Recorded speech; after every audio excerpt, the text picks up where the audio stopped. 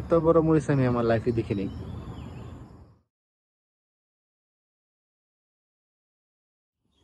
আমি মালয়েশিয়াতে আসছি 1 মাসের কিছু উপরে হয়েছে। তো এই ভার্সিটিতে আমি আগেও লেখাপড়া করছি, বিএসসি করছিলাম এই ইউনিভার্সিটিতে। ওই সুবাদে আমার এই ইউনিভার্সিটির যে ইনস্টাগ্রাম পেজ, ইনস্টাগ্রামে আমার ফলো দেওয়া আছে। তো ইনস্টাগ্রামে আমি কিছুদিন আগে, মানে মালয়েশিয়াতে আসার কিছুদিন আগে আমি একটা পোস্ট দেখছিলাম যে বিভিন্ন বিভিন্ন না উন্নত জাতের মরিচ চাষ করছে, কিন্তু আসলে ওই জায়গাটা আমি খুঁজে পাইতেছিলাম না। তো আজকে হাঁটাহাঁটি করতেছি, দেখলাম এই জায়গায় চাষ করছে অনেক বড় বড় মরিচ এবং কি উন্নত জাতের। এগুলো যে কৃষি ডিপার্টমেন্টে যারা আছে ওরা এই জায়গায় এগুলো মানে পরীক্ষামূলকভাবে চাষ করছে। মরিচ দেখি বেগুনের মতো বড়, ঢেঁড়সের মতো বড়, সরি। এই যে একটা পাইকা আছে, এত বড় মরিচ তো আমি বাংলাদেশে কখনো দেখিনি।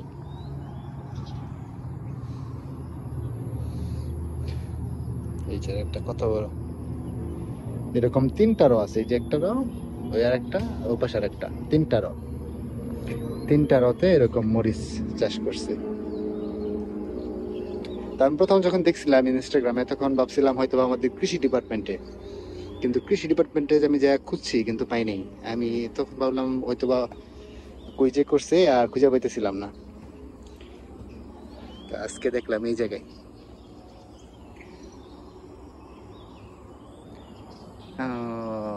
এই জায়গাও, এটা হোস্টেল, আমাদের হোস্টেলটা এখান থেকে একটু দূরে, 1/2 কিলোমিটারের মতো দূরে।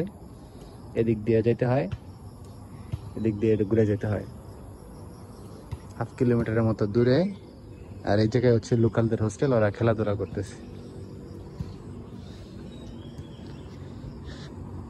কত বড় বড় মরিচ রে খোদা, দেখি জাল লাগে কিনা।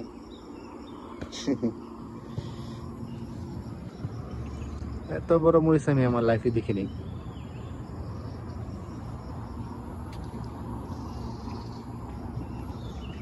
এই মরিচের মধ্যে পানি আছে, পানি জমে আছে।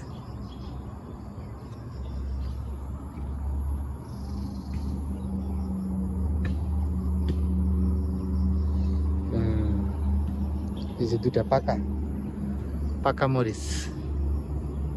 ও মা, এই গাছটা দেখে মারা গেছে, শুকাই গেছে, তার জন্য এরকম মরিচটা লাল হয়ে গেছে।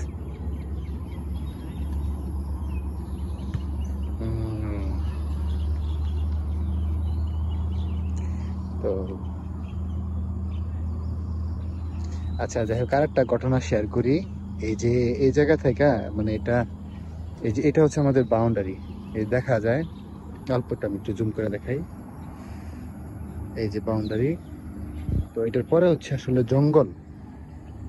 তো 3 বছর আগে হয়তো বা হবে, হঠাৎ করে আমরা এদিক দিয়ে হাঁটতেছি, দেখি এই জায়গায় একটা বনমোরগ।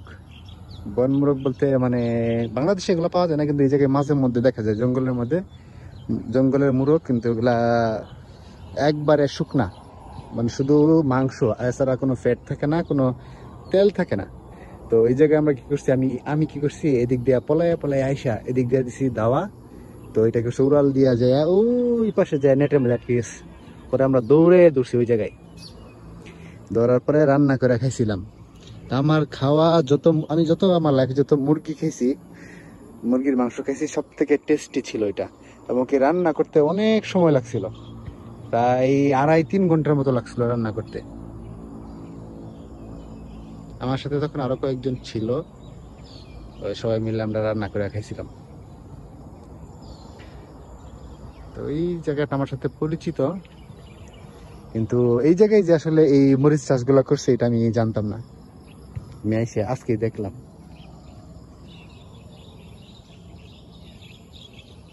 একটা মরিচ ছিঁড়ে নেওয়ার দরকার ছিল, কিন্তু না, ওরা খারাপ ভাববে। আর এই জায়গায় ক্যামেরা আছে, মানুষ খারাপ ভাববে।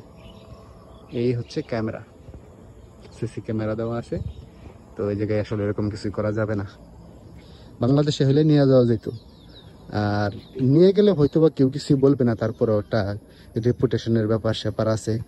আমি যদি এখান থেকে নিয়ে যাই, কেউ কিছু বলবে না। তারপরেও তো ভাববে যে না, আমি এখান থেকে একটা কিছু নিয়ে গেলাম উইদাউট পারমিশন। তো এই হচ্ছে আমার ঘটনা। যাই হোক, এটা মানে দেখার ইচ্ছা ছিল যে কোন জায়গায় এই মরিচ গুলা চাষ করছে, তা সে খুঁজে পাইলাম।